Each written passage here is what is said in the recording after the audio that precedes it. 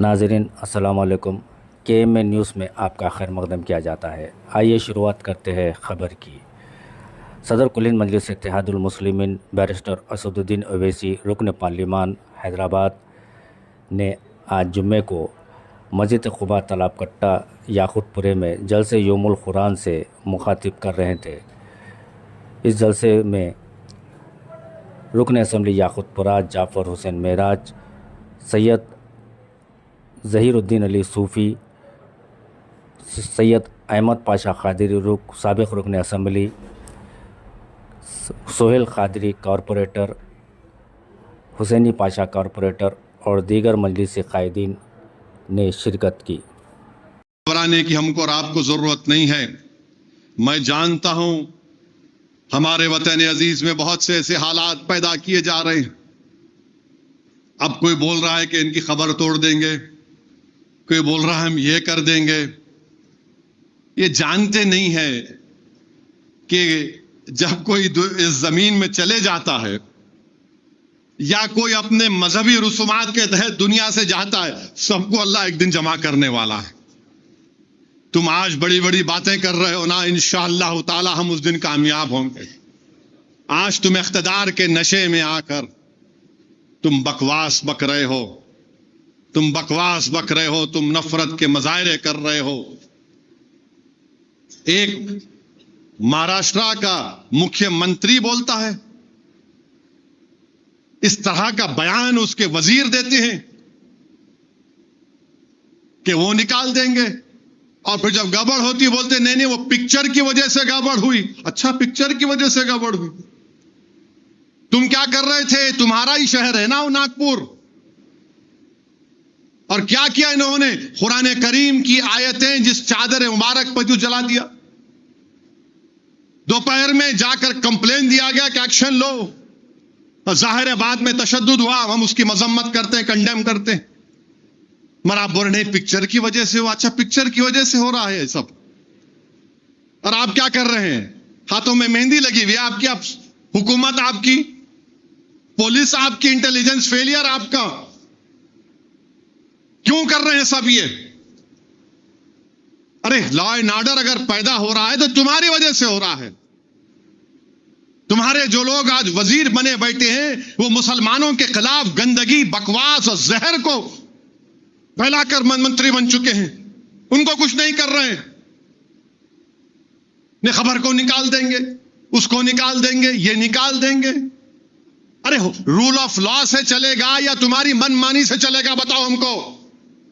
बोल दो कि इस देश में कानून नहीं है, जिसकी लाठी उसकी बैच चलेगा क्या? फिर रूल ऑफ लॉ कहां है? फिर आइन से चलेगा, संविधान से चलेगा, या तुम्हारे जोर पर चलेगा?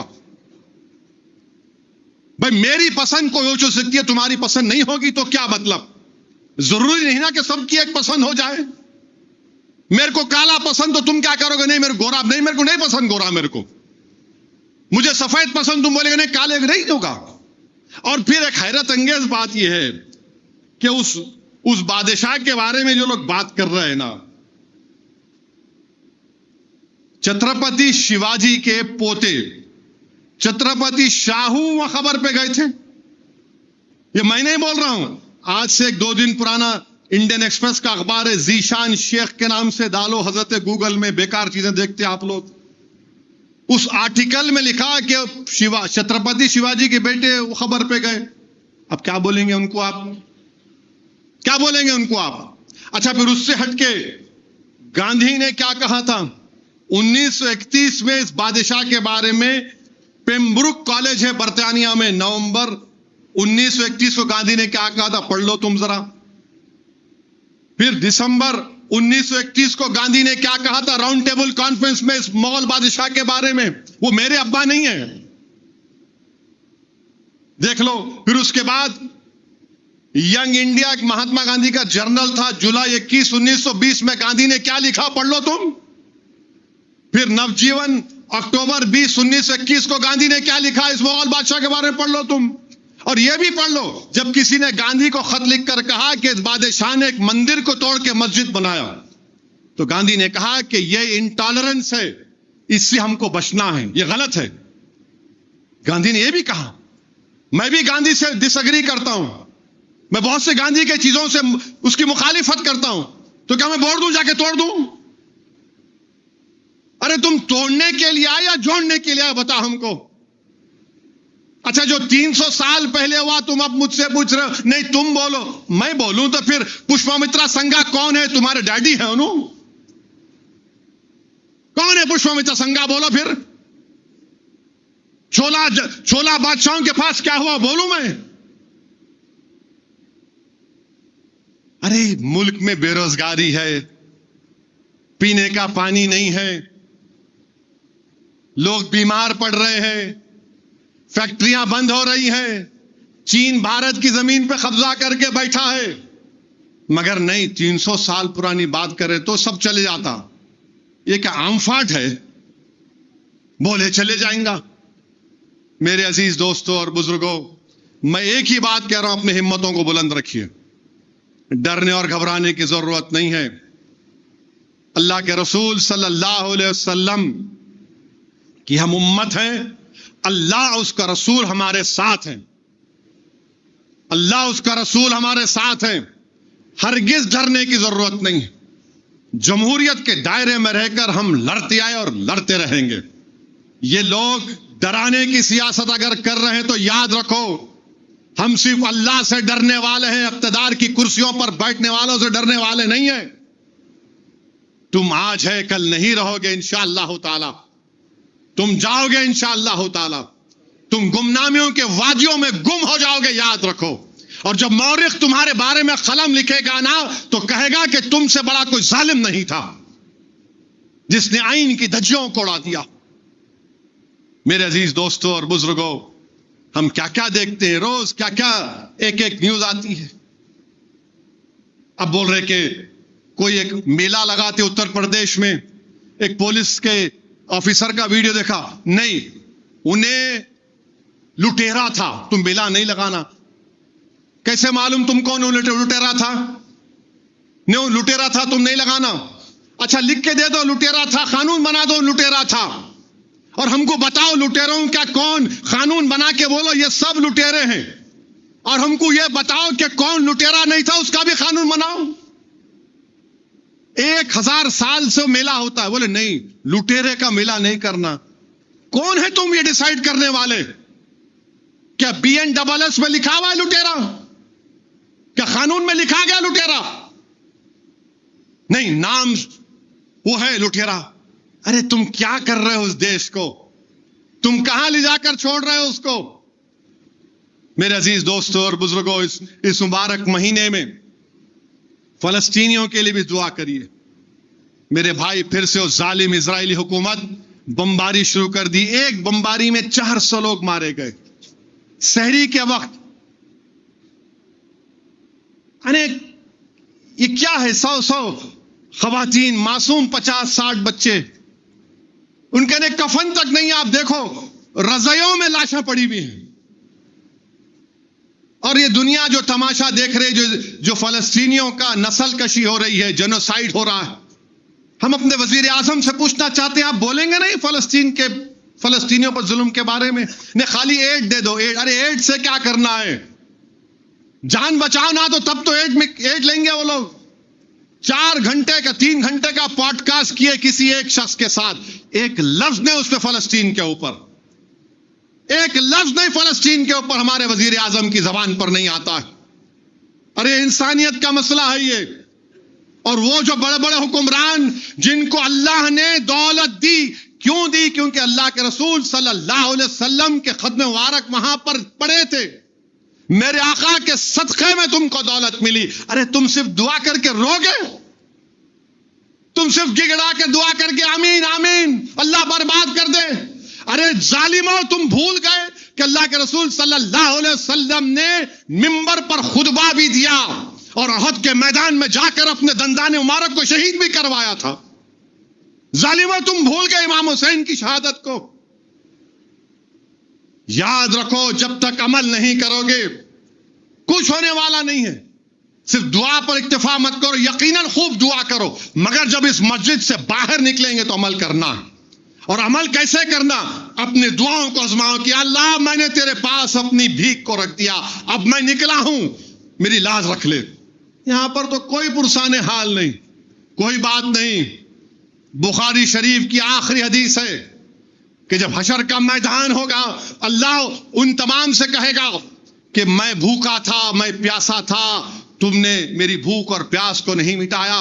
तो वो कहेगा अल्लाह तू तो रब है, तुझे कैसी भूख, तुझे कैसी प्यास, तुझे कैसी तकलीफ। तो अल्लाह फरमाएगा फुराने मुकाम पर एक आदमी, एक शख्स तकलीफ में था, तुमने उसकी तकलीफ को दूर नहीं किया।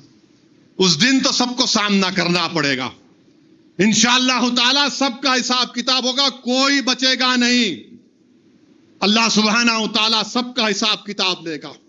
और आखिर में ये जो मोदी की हुकूमत वक्फ का कानून ला रही है, ये मैं फिर से अल्लाह के घर में ठहर कर कह रहा हूं, इनका मकसद एक ही है, मस्जिदों को छीन लो, दरगाहों को छीन लो, खानखाहों को छीन लो, कब्रस्तानों को छीन लो, इवैक्यू वक्फ प्रॉपर्टीज को छीन लो, वक्फ बोर्ड में इलेक्शन खत्म करके गैर मुस्लिम को और इनके दुमछल्लों को अपॉइंट करके वक्फ की जायदादों पर अपने जालिम लोगों को बिठा दो। यह इनका असली मकसद है। इस कानून के खिलाफ हमको सदा एहतजाज बुलंद करना पड़ेगा। जिस तरह all India Muslim personal law board ने दिल्ली में एहतजाज किया, और हम भारत के जितने गय्यूर मुसलमान हैं, जितने मुसलमान हैं, हाँ थोड़े होंगे अबू जहल के साथी, होंगे अबू लहब के, तमाम ने इसको रिजेक्ट किया इस बिल को। और इनकी कोशिश ये है, सुनने में आ रहा है कि ईद के बाद पार्लियामेंट में इस बिल को लाया जाएगा। हम अल्लाह से दुआ करते हैं कि अल्लाह, जो जायदाद का मालिक तू है, ये जालिम हुकूमत इन वक्फ की जायदादों को बर्बाद करना चाहती है। हम अल्लाह से भीख मांगते हैं कि परवरदिगार इस कानून को बनने से रुकवा दे।